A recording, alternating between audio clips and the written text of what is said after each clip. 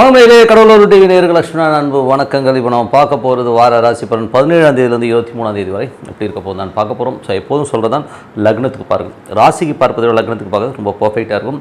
அதுவும் உதாரணமாக ஒரு மகர லக்னம் ஒரு விருச்சிக ராசினா விருச்சிக ராசிக்கான பலன்களை பார்க்கறதோட மகர ராசிக்கான பலன்கள் ரொம்ப பர்ஃபெக்டாக இருக்கும்.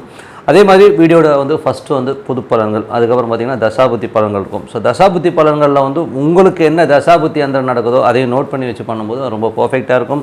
ஸோ வீடியோட டிப் ஆஃப் த வீக் இருக்குது, மறக்காமல் பாருங்கள். கன்னிராசிக்கு பார்த்தீங்கன்னா உங்களுக்கு ராசியாதிபதி புதன் 10ல் இருந்து, அதுவும் பார்த்தீங்கன்னா உங்களுக்கு செவ்வாயோடைய சாரத்தில் போகும் கொஞ்சம் கவனமாக இருக்க வேண்டிய ஒரு காலகட்டங்கள். ஏன்னா செவ்வாய் 8ல் இருந்து அது 10ல் போய் தொழில் ரீதியான விஷயங்கள் நிறைய மெனக்கெடுகள் கொஞ்சம் ஸ்ட்ரெஸ் டென்ஷன்ஸ் வருவதற்கான வாய்ப்புகள் ரொம்ப கவனமாக இருக்கக்கூடிய ஒரு காலகட்டங்கள். அதுக்கப்புறம் பார்த்தா உங்களுக்கு 2ஆம் அதிபதி மற்றும் 9ஆம் அதிபதி சுக்கிரன் 10ல் இருக்கும்போது வெளிநாட்டில் இருக்கும்போது நல்ல ஒரு ஏற்றங்கள் நல்ல லாபங்கள் இருந்தாலும் அதுவும் சுக்கிரனும் செவ்வாயோட சாரத்தில் போகும் தேவையில்லாத ஒரு மன உளைச்சல் குடும்பத்தில் இருக்கும் கொஞ்சம் வாக்குவாதங்கள் வருவதற்கான வாய்ப்புலாம் கொஞ்சம் கவனமாக இருக்கிறது ரொம்ப ரொம்ப நல்லது. 3 8ஆம் அதிபதியான செவ்வாய் 8ல் ஆட்சி பலத்தோடு சுக்கிரனுடைய சாரத்தில் இருக்கும்போது கணவன் மனைவியினுடைய தேவையில்லாத ஒரு கான்ஃப்ளிக்ட் வரும். ஸோ தேவையில்லாத ஒரு மன வருத்தங்கள் வருவதற்கான வாய்ப்பு இருக்கிறனால கொஞ்சம் பார்த்து நடந்துக்கணுங்க.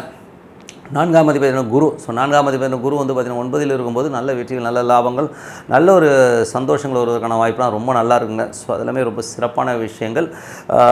சில பேருக்கு லோனில் சொத்துக்கள் வாங்குவதற்கான அமைப்பு புதிய வண்டி வாகனம் வாங்குவதற்கான வாய்ப்புலாம் ரொம்ப நல்லா இருக்குங்க. ஸோ தாயாரோட உடல்நலத்தில் மட்டும் கொஞ்சம் கவனமாக இருந்துக்கணும், அது மட்டும் கொஞ்சம் பார்த்துக்கிட்டிங்கன்னா போதும்.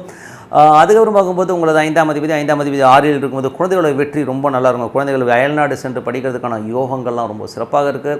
அதுக்கப்புறம் 6ஆம் அதிபதி. ஸோ 6ஆம் அதிபதி சனி ஆட்சி பலத்தோடு 9 இருக்கும்போது வெளிநாட்டில் போய் தங்கி படிக்கிறதுக்கான தங்கி வேலை செய்வது இல்லை வெளிநாட்டுக்கு போயிட்டு வர்றது இந்த மாதிரி விஷயங்கள் இருக்கலாம். ஸோ அதெல்லாமே ரொம்ப சிறப்பாக இருக்கும். தந்தையுடைய உடல்நலம் சார்ந்த விஷயம் கொஞ்சம் கவனமாக இருக்க வேண்டியது ரொம்ப ரொம்ப அவசியங்க. அதுக்கப்புறம் பார்க்கும்போது உங்களுக்கு 7ஆம் அதிபதி. ஸோ 7ஆம் அதிபதி குரு பார்த்திங்கன்னா உங்களுக்கு குரு சூரியனோட சாரத்தில் போகும்போது கொஞ்சம் கணவன் மனைவிக்கு நடுவில் கொஞ்சம் நிறைய விஷயங்கள், அதாவது என்ன சொல்கிறது, கொஞ்சம் வெளியில் சுற்றுறது இந்த மாதிரி விஷயங்கள் கொஞ்சம் எக்ஸ்பென்ஸ் ஜாஸ்தியாகிறதுக்கான வாய்ப்புகள் இருக்குது. மற்றபடி எல்லாமே சிறப்பு தான். ஸோ 8ஆம் அதிபதியான உங்களுக்கு செவ்வாய் ஆட்சி பலத்தோடு இருக்கும்போது என்ன மாதிரி விஷயங்கள் கொஞ்சம் ஸ்ட்ரெஸ்ஸை கண்டிப்பாக ஏற்படுத்துங்க. ஏன்னா ஏதாச்சும் ஒரு தேவையில்லாத மன உளைச்சல்கள் கணவன் மனைவிக்கு நடுவில் வர்றதுக்கான வாய்ப்பு இருக்குன்னு கொஞ்சம் பார்த்து நடந்துக்கணும். மற்றபடி என்னங்க, உங்களுக்கு தொழில் சார்ந்த விஷயங்கள் 9ஆம் அதிபதியான சுக்கிரன் சிறப்பான ஒரு இடத்துல இருக்கும்போது வெளிநாட்டில் ரொம்ப பெரும் பணம் வருவதற்கான வாய்ப்புலாம் ரொம்ப சிறப்பாக இருக்கும். தொழில் ரீதியான விஷயங்கள் 10ல் புதன் ஆட்சி பலத்தோடு இருந்து அது உங்களுக்கு செவ்வாயோட சாரத்தில் கொஞ்சம் தொழிலும் கொஞ்சம் டென்ஷன்ஸ் வருவதற்கான வாய்ப்புலாம் ரொம்ப கவனமாக இருக்கணுங்க. மற்றபடி எல்லாமே லாபங்கள் கண்டிப்பாக வருமானா சந்திரனை பொறுத்தவரை அது வேகமாக போகிற கிரகம். ஸோ அது ஒரு பெரிய ப்ராப்ளத்தை பண்ணாது. மற்றபடி என்னங்க, இப்போ இதுவரை பார்த்தது பொது பலன்கள். இப்போ தசாபதி பலன்கள் எப்படி இருக்குன்னு பார்ப்போம். கன்னி லக்னமாக சூரிய தசாபதி நடக்கிறவங்க சூரியன் 12ஆம் அதிபதியாக இருந்து அவர் 10ல் இருக்கும்போது தொழில் ரீதியான விஷயம் நிறைய அலைச்சல்கள் இருந்தாலும் அது அடுத்த கட்டத்திற்கு ஒரு முயற்சியாக ஒரு பெரிய வெற்றிக்கான ஒரு அடித்தளமாக அமைகிறதுக்கான ரொம்ப சிறப்பாக இருக்குது. கன்னி லக்னமாக இருந்த சந்திர தசாபதி நடக்கிறவங்களுக்கு ரொம்ப சிறப்பான வளர்ச்சி நல்ல வளர்ச்சி கிடைப்பதற்கான ஒரு பொருள் விற்று ஒரு பெரும் பணம் வருவதற்கான வாய்ப்புலாம் இருக்குது. ஒரு இடம் விற்று பணம் வர்றதுக்கான வாய்ப்புலாம் ரொம்ப சிறப்பாக இருக்குங்க. ஸோ அதெல்லாமே ரொம்ப நல்ல விஷயம். தாயை சார்ந்த விஷயங்கள் அம்மாவுடைய உடல்நலம் சார்ந்த விஷயங்கள் கொஞ்சம் கவனமாக இருக்கும். கொஞ்சம் அவங்களுக்காக செலவு பண்ணுறதுக்கான வாய்ப்பு நிறைய இருக்குது. ஸோ கன்னி லக்னமாக இருந்து செவ்வாய் தசாபுத்தி அந்தரம் நடக்கிறவங்களுக்கு எப்படி இருக்கும். ஸோ செவ்வாய் பார்த்திங்கன்னா உங்களுக்கு 8ல் இருக்கும்போது கொஞ்சம் கவனமாக இருக்கணும். அதுவும் சுக்கிரனுடைய சார்ந்தும் கணவன் மனைவிக்கு நிறைய டென்ஷன்ஸ் தொழில் ரீதியான விஷயங்கள் தேவையில்லாத ஒரு மன உளைச்சல்கள் வருவதற்கான ரொம்ப கவனமாக இருக்கணும் ஒரு காலகட்டங்கள். ஸோ அதனால் கொஞ்சம் பார்த்து நடந்துக்கணும். கன்னி லக்னமாக ராகு தசாபுத்தி அந்த ராகு பார்த்திங்கன்னா 7ல் இருந்து புதனுடைய சாரத்தில் இருக்கும்போது நல்ல விஷயம் நல்ல மாற்றங்கள்லாம் இருந்தாலும் அது செவ்வாய் ராகு புதன் போதே சில நேரங்களில் ஒரு புத்தி கர்வத்தை கொடுத்து நம்ம டென்ஷன் படுத்தும். ரொம்ப நான் தான் முச்சாலின்னு நினச்சி நம்ம எதாவது கோட்டை விட்டுருவோம். ஸோ அந்த மாதிரி விஷயங்களில் கொஞ்சம் கவனமாக இருக்கணும். மற்றபடி ரொம்ப சிறப்பு தான். அதுக்கப்புறம் கன்னி லக்னமாக குரு தசாபுத்தி குரு பார்த்திங்கன்னா 9ல் இருக்கிறது, அதுவும் சூரியனுடைய சாரத்தில் இருக்கும்போது நிறைய வெளிநாட்டுக்கு போகிறது வெளிநாட்டுக்கு போகணும்னு நினச்சிருக்கோம். வெளிநாடு போகிறது வெளியூர் போகிறதுக்கான வெளி மாநிலங்கள் ட்ராவல் பண்ணுறதுக்கான வாய்ப்புலாம் ரொம்ப நல்லா இருக்குது. அதெல்லாமே ரொம்ப சிறப்பு தான். ஸோ அதுக்கப்புறம் பார்க்கும்போது கன்னி லக்னமாக இருந்து சனி தசாபுத்தி சனி பார்த்திங்கன்னா உங்களுக்கு 6ல் இருந்து அது குருடைய சாரத்தில் போகும்போது வெளிநாட்டில் வேலை வெளியூரில் வேலை செல்வதற்கான வாய்ப்புகள் அதெல்லாமே வாய்ப்பு கிடைக்கிறதுக்கான வாய்ப்புலாம் ரொம்ப நல்லா இருக்குங்க. ஸோ சில பேருக்கு பார்த்திங்கன்னா ஒரு மேல் கல்வி, அதாவது பெரிய பெரிய படிப்பு படிக்கணும்னு சொல்லிட்டு வெளி மாநிலங்கள் வெளிநாடு சென்று படிக்கிறதுக்கான வாய்ப்புகளும் ரொம்ப சிறப்பாக இருக்குங்க. ஸோ அதுக்கான லோன் கிடைக்குமானா லோன் கிடைக்கிறதுக்கான வாய்ப்புகளும் ரொம்ப நல்லா இருக்குது. மற்றபடி கன்னி லக்னமாக புதன் தசாபுத்தி புதன் 10ல் இருந்து நல்ல ஆட்சி பலத்தோடு இருந்தாலும் அது சூரிய சாரத்தில் கொஞ்சம் அலைச்சல்கள் கொடுக்கும். வியாபார ரீதியான விஷயங்கள் நிறைய அலைச்சல்கள் கொடுக்கும். கொஞ்சம் அலைஞ்சாலும் பிற்காலத்தில் ஒரு பெரிய லாபங்களை தருவதற்கான ஆகலாம் ரொம்ப நல்லா இருக்குங்க. அதுக்கப்புறம் கன்னி லக்னமாக இருந்து கேது தசாபுத்தி அதனோட கேது வந்து ராசியிலே இருந்து சந்திரனுடைய சாதனம் பெரிய லாபங்களை நோக்கி நம்ம மனசு போகும். பட் இருந்தாலும் வந்து நம்ம கொஞ்சம் கண்ட்ரோலாக இருக்கணும். ஏன்னா வந்து கேது சந்திரனும் போதே இந்த மன போராட்டங்களையும் கொஞ்சம் வந்து தூங்க விடாமல் இதாகிடுமோ அதாகிடுமோ ஒரு பயத்தை உண்டு பண்ணும். ஸோ இந்த மாதிரி ஏதாச்சும் பயம் இருந்ததுன்னா நீங்கள் துர்கை போய் வழிபாடு பண்ணிங்கன்னா கண்டிப்பாக அந்த பயங்கள் நீங்குவதற்கான வாய்ப்பு ரொம்ப சிறப்பாக இருக்குது. கன்னி லக்னமாக இருந்து சுக்கிர தசாபுத்தி அந்த சுக்கிரன் வந்து பார்த்திங்கன்னா 10ல் இருக்கும்போது நல்ல லாபங்கள் எதிரும், அதுவும் அயல்நாட்டில் இருக்கவங்க அப்பாவுடைய சொத்துக்கள் இந்த மாதிரி விஷயங்கள்லாம் அப்பா சார்ந்த விஷயங்களால் நல்ல லாபங்கள் வருவதற்கான வாய்ப்பு ரொம்ப நல்லா இருக்குது. ஸோ மற்றபடி வந்து குடும்பம் சார்ந்த விஷயங்களும் ரொம்ப சிறப்புங்க. ஸோ நல்ல விஷயங்கள் நல்ல மாற்றங்கள்லாம் இருக்கணும் கண்டிப்பாக இருக்குங்க. ஸோ நீங்கள் வந்து ஒரு பிரார்த்தனை மனதார வந்து இறைவனை பிரார்த்தனை பண்ணணும்.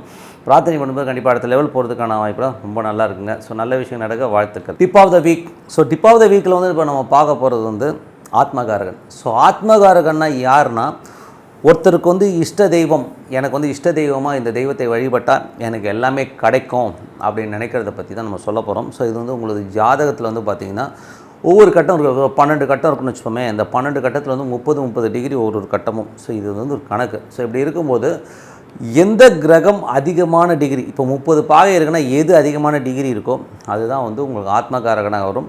ஸோ அந்த தெய்வத்தை வழிபட்டிங்கன்னா நீங்கள் வந்து அடுத்த கட்டத்துக்கு வந்து ரொம்ப சூப்பராக போகலாம். அது மட்டும் இல்லாமல் அது கிளாரிட்டி கொடுக்கும். ஸோ லைஃப்பில் வந்து அடுத்த கட்டத்துக்கு போகிறதுக்கான கிளாரிட்டி வந்து ரொம்ப சூப்பராக கொடுக்கும். ஸோ அது வந்து எந்த மாதிரி விஷயங்கள், இப்போ உதாரணமாக ஒரு சூரியன் அதிக டிகிரியில் இருக்குன்னு வச்சுக்கோமே, அது வந்து 30 டிகிரிக்குள்ளே தான் இருக்கும். 30 டிகிரி ஒரு கட்டம்னா அதில் வந்து சூரியன் இருக்குன்னு வைங்களேன். அதில் வந்து நீங்கள் உங்கள் எல்லா கிரகத்தையும் பார்க்கும்போது எந்த கிரகம் அதிகமாக இருக்கோ அதை வந்து நம்ம ஆத்மகாரகனாக எடுத்துப்போம். ஸோ அது வந்து உங்களுக்கு அதாவது உபாசனை தெய்வம். ஸோ உபாசனை தெய்வமாக அது வழிபடுவோம். அந்த உபாசனை தெய்வங்கிற போது சூரியனாக வருதுன்னு வைங்களேன், ஈஸ்வர வழிபாடு. ஸோ மனதார இறைவனை வந்து வழிபாடு பண்ணுறது வந்து அந்த ஈஸ்வர வழிபாடு வந்து சூரியனுக்கு வருங்க. ஸோ சந்திரனுக்கு வந்து பார்த்திங்கன்னா ஈஸ்வரன் கோயிலில் இருக்க அம்மன். ஸோ அது சொர்ணாம்பிகை பாலாம்பிகைன்னு இருப்பாங்க. ஸோ அவங்களை வழிபாடு பண்ணும்போது அது வந்து அந்த உபாசனை தெய்வமாக இருந்து உங்களோட பேசுங்க. அதுக்கப்புறம் செவ்வாய்னா எல்லாருக்குமே தெரியும் முருகன். ஸோ முருகனை வந்து உபாசனை தெய்வமாக எடுத்து ஓம் முருகன் பிரார்த்தனை பண்ணும்போது நம்ம அடுத்த கட்டத்திற்கு போகிறதுக்கான வாய்ப்புலாம் ரொம்ப சிறப்பாக இருக்கும். ஒரு கிளாரிட்டி கிடைக்கும். அதுக்கப்புறம் பார்த்திங்கன்னா உங்களுக்கு வந்து ராகு. ஸோ என்றைக்குமே வந்து ராகுன்னும் போதே காளி. ஸோ காளி நல்ல ஒரு உக்கிரமான ஒரு காளி தெய்வத்தை வழிபாடு பண்ணும்போது அந்த ராகுங்கிறது வந்து ரொம்ப சூப்பராக இருக்கும். ஒரு உதாரணத்துக்கு சொன்னால் ஒரு வக்கரகாளியை வணங்குறீங்கன்னு வச்சோம், ஓம் வக்கரகாளின்னு சொல்லும்போது அது வந்து உங்களை வந்து ஒரு பெரிய லெவலில் உங்களுக்கு கிளாரிட்டி கொடுக்கும். ரொம்ப சிறப்பான பலன்களை கொடுக்குங்க. அதே மாதிரி குரு வந்து உங்களுக்கு ஹையஸ்ட் டிகிரியாக இருக்குன்னா பெரியவர், அதாவது நம்ம என்ன சொல்லுவோம், சாய்பாபா, காஞ்சி பெரியவர், இந்த மாதிரி பெரியவர்களை வழிபாடு பண்ணுறது வந்து உபாசனை தெய்வமாக இருக்கும். ஓம் சங்கராச்சாரிய நம்ம ஓம் சங்கராச்சாரிய மனதார வழிபாடலாம், ஓம் சாய்வான்னு வணங்கலாம். ஸோ அந்த மாதிரி வணங்கும் போது அது வந்து உங்களுக்கு நல்ல கிளாரிட்டியும் ரொம்ப சூப்பராக இருக்கும். அது சிறப்பான படம். அதே மாதிரி சனியும் போதே என்ன ஆகும்னா உங்களுக்கு வந்து ஒரு சனி வந்து ஹையஸ்ட் டிகிரியாக இருக்குன்னா உங்களுக்கு குலதெய்வத்தை வழிபாடு பண்ணுறது ரொம்ப சிறப்புங்க. அந்த குலதெய்வம் வந்து பார்த்திங்கன்னா அடுத்த லெவலுக்கு கண்டிப்பாக கொண்டு போகும். எனக்கு குலதெய்வமே தெரியாதுங்க அப்படின்னு ஹரிகரசுதன் ஐயப்பனை நீங்கள் வணங்குனீங்கன்னா உங்களுக்கு குலதெய்வத்தோட ஹெட் குவார்ட்டரே அவர் தான். ஸோ அதை வணங்கும்போது அதை வந்து உங்களுக்கு நல்ல கிளாரிட்டி லைஃப்பில் வந்து நீங்கள் அடுத்த கட்டத்துக்கு வந்து அதே கூட்டு போங்க. இது வந்து டெய்லி பண்ணணும். டெய்லி வந்து ஒரு 108 மாலை விற்கிது இல்லைங்களா, அதை மரத்தில் இருக்கும், இல்லை ஸ்படிகமாக இருக்கலாம், எதை வேணா இருக்கலாம், ஜஸ்ட் கவுண்டிங் தான். ஸோ இப்போ ஐயப்பன்னா ஓம் ஐயப்பா அப்படியே உள்ளுக்குள்ளே வந்து சொல்லும்போது மனதார சொல்லுங்கள். ஸோ அப்படி சொல்லும்போது நம்ம அடுத்த கட்டத்துக்கு போகும்போது அதே மாதிரி வந்து பார்த்திங்கன்னா உங்களுக்கு வந்து உபாசனை தெய்வம் வந்து புதனாக இருந்தால் பெருமாள் வழிபாடு ரொம்ப சிறப்பான பலன்களை தரும். கேதுவாக இருந்தால் வந்து உங்களுக்கு வந்து விநாயகர், ஆஞ்சநேயர் யாராச்சும் ஒருத்தர் நீங்கள் சூஸ் பண்ணிக்கலாம். ஸோ அதுவும் வந்து ஒரு சிறப்பான பலன்களை கண்டிப்பாக தருங்க.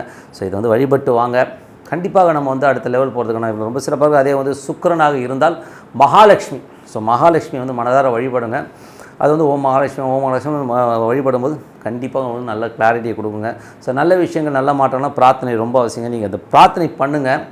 லைஃப்பில் வந்து நம்மளை தேடி நல்ல வாய்ப்புகள் கண்டிப்பாக வரும்னு சொல்லிட்டு உங்களிடம் விடைபெறுவது உங்கள் லட்சுமி. நன்றி, வணக்கம். கடவுள் அருள் டிவியை பார்த்தமைக்க நன்றிகள். மேலும் இது போன்ற தகவல்களை தெரிந்து கொள்ள கடவுள் அருள் டிவியை சப்ஸ்கிரைப் செய்யுங்கள். மறக்காமல் பெல் ஐக்கானை கிளிக் செய்யுங்கள்.